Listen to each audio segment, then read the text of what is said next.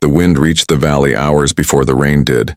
It slid down from the peaks like a living thing, rattling the shutters of the old castle and shaking loose the scent of pine, smoke, and snow.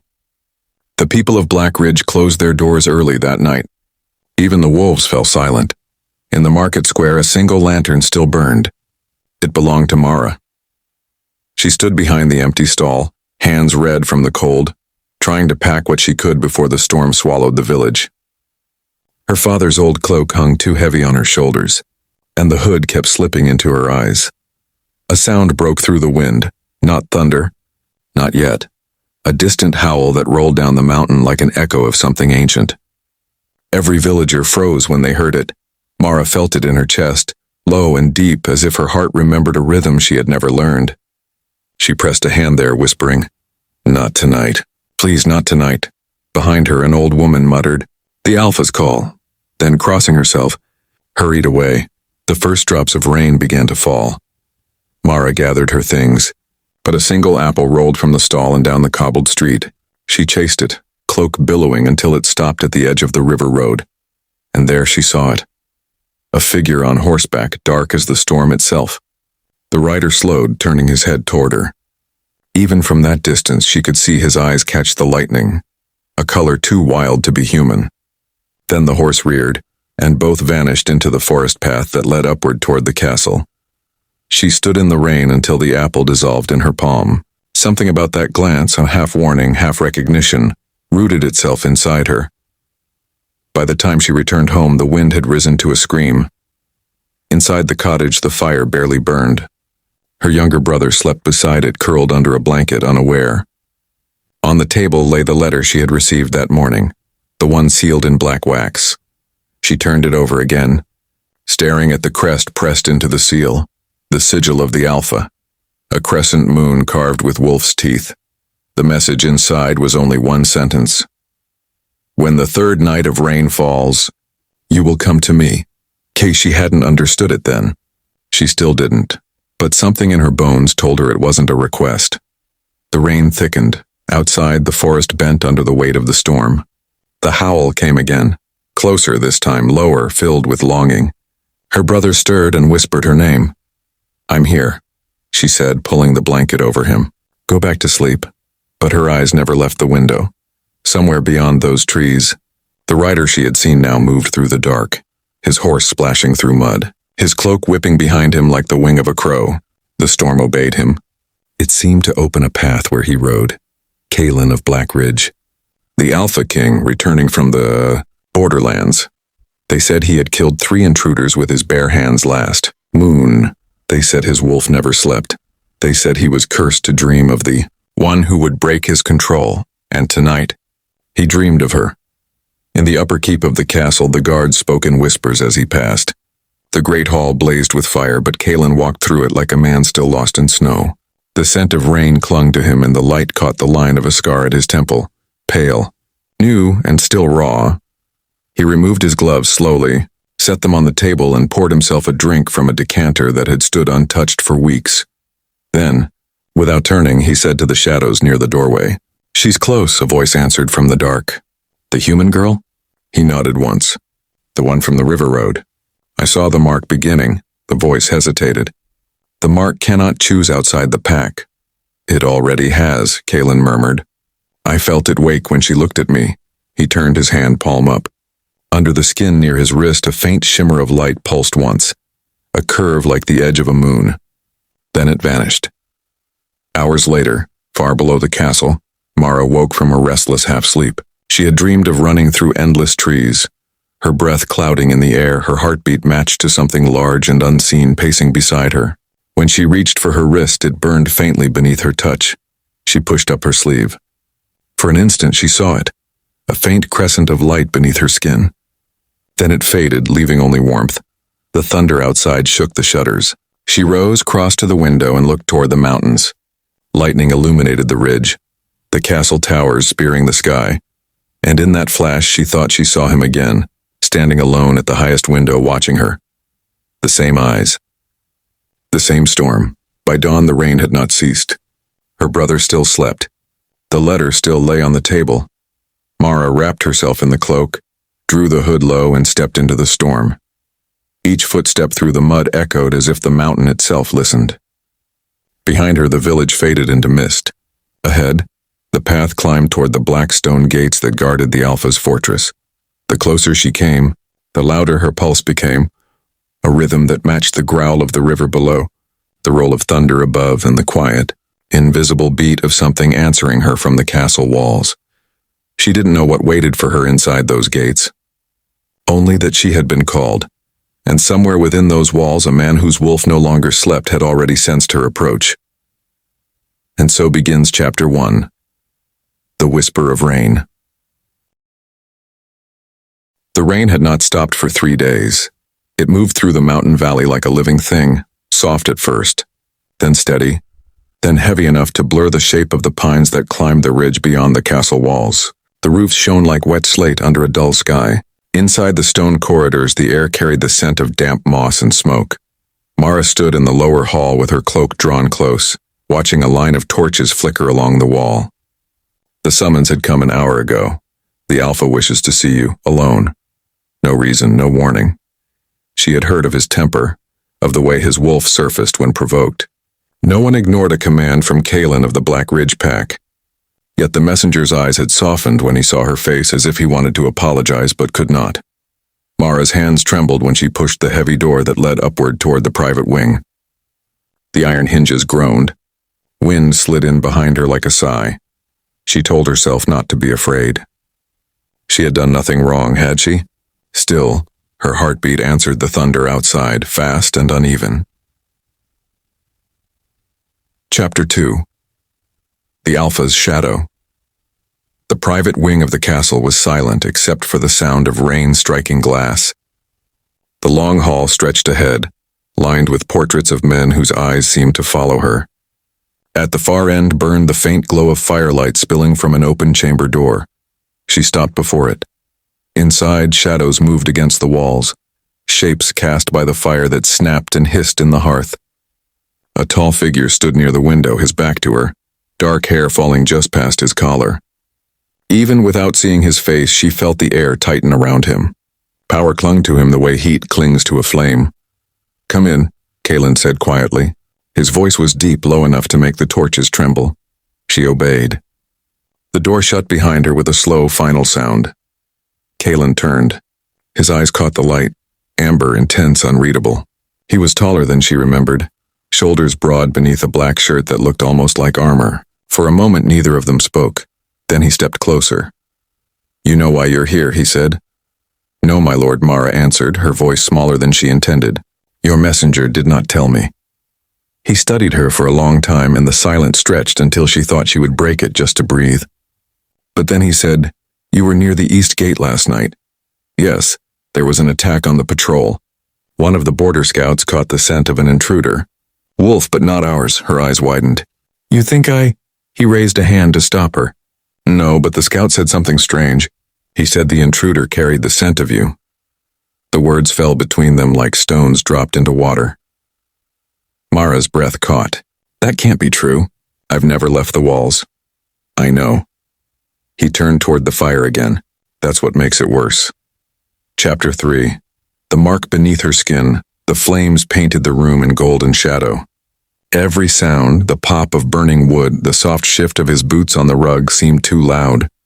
Mara's pulse beat in her throat. Kalen faced her once more. "Show me your wrist." She hesitated. "Why?" "The scout said there was a mark."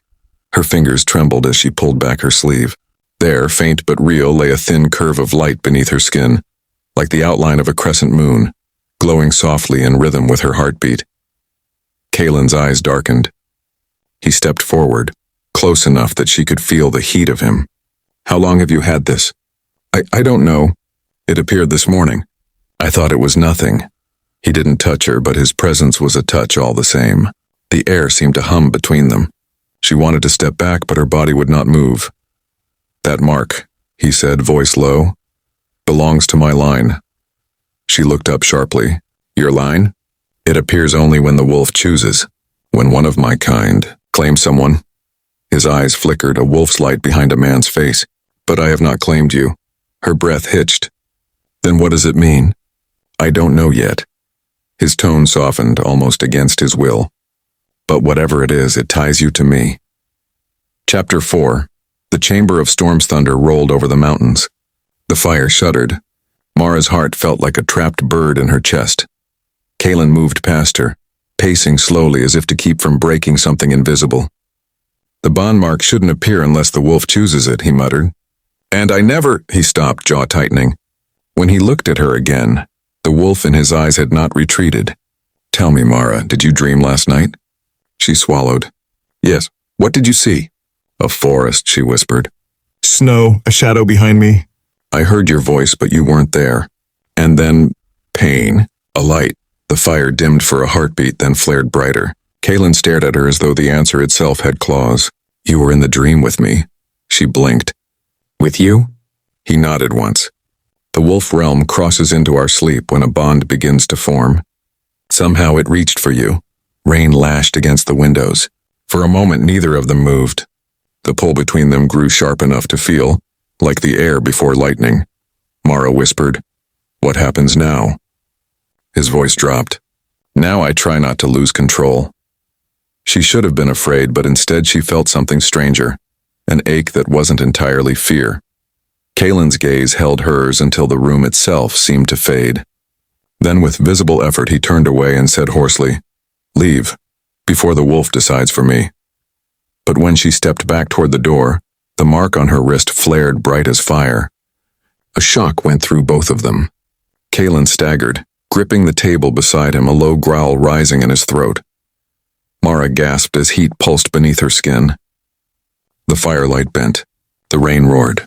The world spun once around them, and then everything went black.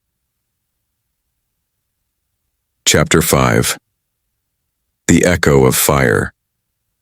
When Mara opened her eyes, the first thing she saw was light, gray, thin, and trembling through high windows.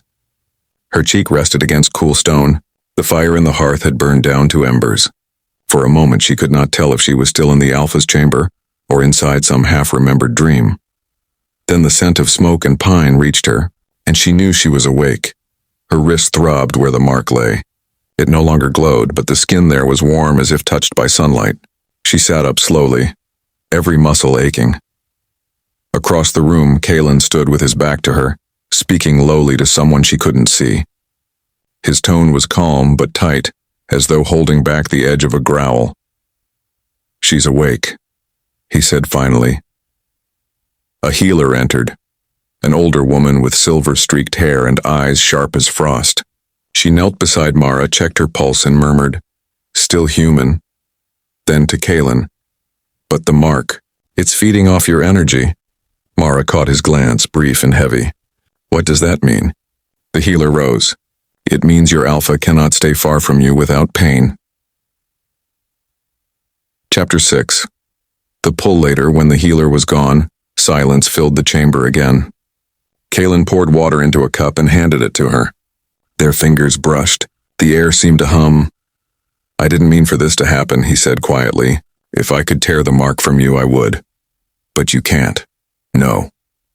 His jaw tightened. The bond won't break easily. Until we understand it, you'll remain here. She looked toward the door, the same door she'd wanted to escape through the night before. A prisoner, then? He didn't answer, only turned toward the rain-streaked window. Safer here than among those who'd call you cursed. His reflection in the glass looked older, haunted. Mara studied him for a moment, trying to see the monster the stories spoke of, but all she saw was a man fighting himself. I'll stay, she said softly, surprising even her own voice. But you'll have to tell me what you're hiding. Kaelin turned, eyes sharp but not unkind. You wouldn't believe me. Try me. For a heartbeat, something flickered behind his gaze, pain or longing. The last time the bond mark appeared, he said, it destroyed a kingdom. Chapter 7. The Memory of Wolves. That night the storm returned. Wind howled through the towers and lightning split the clouds above the mountains. The pack gathered in the hall below, uneasy. Whispers of the human girl carried through the corridors. Mara sat by the fire, watching the flames twist and shift. Kaelin had left hours ago to calm the council, but she could still feel him, faintly. like a thread pulled taut between their hearts. When he grew angry, her pulse quickened. When he faltered, she felt it too. She pressed her palm over the mark. "What are you doing to me?" she whispered. A low voice answered from the shadows. "The same thing you're doing to him." She turned. Kalen stood in the doorway, rain dripping from his cloak. His eyes burned like amber glass. "The council knows," he said. "They want proof that you can control the bond. If you can't—" He didn't finish. He didn't need to. Mara rose. "Then teach me." His expression softened despite himself. "You don't train with words, Mara. You listen." "To what?" He stepped closer, close enough that she could feel the heat of him, and placed her hand over his heart. Beneath her palm the rhythm was steady, powerful, wild. "To this," he said. Chapter 8. The Breaking Point. For hours they stayed in the chamber as the storm battered the walls. Kalen spoke little, guiding her instead through silence, through breathing, stillness, the strange hum that ran between them. The mark responded, glowing faintly with every heartbeat. At first it frightened her. Then slowly it steadied. When she opened her eyes, she found his face inches from hers, his breath mixing with hers, the air thick with things neither dared to name. The mark burned bright, casting a pale light between them. Kalen's voice broke the silence. "The wolf recognizes you," Mara whispered. "And you?" "I'm trying not to." Lightning flashed, and for an instant his eyes turned gold, the wolf's eyes fully awake. He staggered back, gripping the edge of the table. "Get out," he hissed, not in anger but in warning. "Before I lose the fight." She reached for him instinctively, and the moment her hand touched his arm, the mark flared white-hot. The storm outside exploded in answer, shattering one of the windows. Wind tore through the room. Kalen fell to one knee, half human, half something else. His voice was raw. "Run, Mara." But she didn't move, and that was when the bond completed its first circle. The world went silent. Chapter 9. The Silence After Thunder. When the storm ended, a stillness fell over the castle so complete it felt unnatural. The broken window let in the smell of rain and pine. Ash from the hearth floated in the air like gray snow. Mara stood among the shards of glass. Her wrist still glowed faintly, each pulse echoing the faint, rough breathing coming from the man who knelt before her. "Kalen," she whispered. He lifted his head. For a heartbeat his eyes were wolf-bright, then human again. "You shouldn't have stayed. I couldn't leave you." He looked down at his hands, clawed, then smooth again as the change retreated. "The bond shielded us. That shouldn't be possible. What does it mean? That the wolf no longer sees you as prey," he said quietly. "It sees you as part of itself." Chapter 10. The Council's Verdict. By morning, word had spread. The council demanded proof that their alpha remained in control. Torches lined the courtyard. The pack gathered in wary silence. Mara stood at Kalen's side as he faced them. Whispers stirred like dry leaves. "The mark ties him to a human," one elder said. "Such bonds end in ruin." Kalen's voice carried over the wind. "This one will not. How do we know?" He turned to Mara. "Show them." She lifted her wrist. The mark flared softly. Not wild, not angry, but calm. The glow reached Kalen's chest, where a matching light pulsed once beneath his shirt, then faded. The crowd stepped back, hushed. "It listens to her," someone murmured. Kalen met their eyes.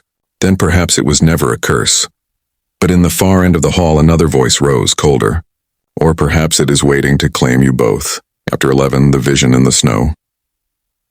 That night Kalen couldn't rest. The storm had cleared, but the mountains shone under a thin layer of snow. He stood on the balcony overlooking the dark valley while Mara slept beside the dying fire. When he closed his eyes, the bond pulled him inward, into the same forest from their shared dream. Snow fell there too, slow and silent. A shadow waited between the trees. "Who are you?" he demanded. The shadow stepped forward. It was himself, but not human. The wolf's eyes burned gold. "You cannot hold me forever," it said inside his mind. "She is ours." Kalen woke with a start. The mark on his chest burned, and from the hearth, the last ember flared as though answering some unseen call. Chapter 12. The Unseen. Claim Mara stirred at the sound and saw the look on his face. "What did you see?" "The wolf," he said. It spoke. What did it say? That the choice is no longer mine. The air between them thickened with quiet dread. The mark on her wrist brightened, its light reflecting in his eyes. Somewhere in the castle a howl echoed, long, low, and mournful. Kaelin reached out, stopping short of touching her. If it calls you, do not answer, he whispered. Promise me. I don't even know how. Then I'll find a way to keep you from hearing it. But the wind that swept through the broken window carried a whisper of that same howl. The sound seemed to curl around her name. She shivered. Kaelin. The mark flared once more, blinding, alive, and then vanished, leaving only a faint scar where light had been. Kaelin caught her as she swayed. Mara! She looked up at him, dazed. It's not gone, she murmured. It's inside now. And from somewhere deep in the forest below the castle, the answering call of a wolf rose through the snow. Epilogue. The Howl Before Dawn. By dawn, the rain had returned. The castle slept, unaware of the change that had already begun. Kaelin stood at the highest tower, watching the pale sky lighten. Behind him, Mara stirred from uneasy dreams, her pulse echoing faintly through the bond.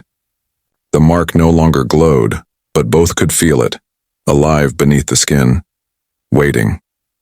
He whispered into the wind, Whatever you are, you've chosen us, but we'll choose the ending. Below, the first howl of the new day broke through the mist. It sounded not like a warning, but a promise.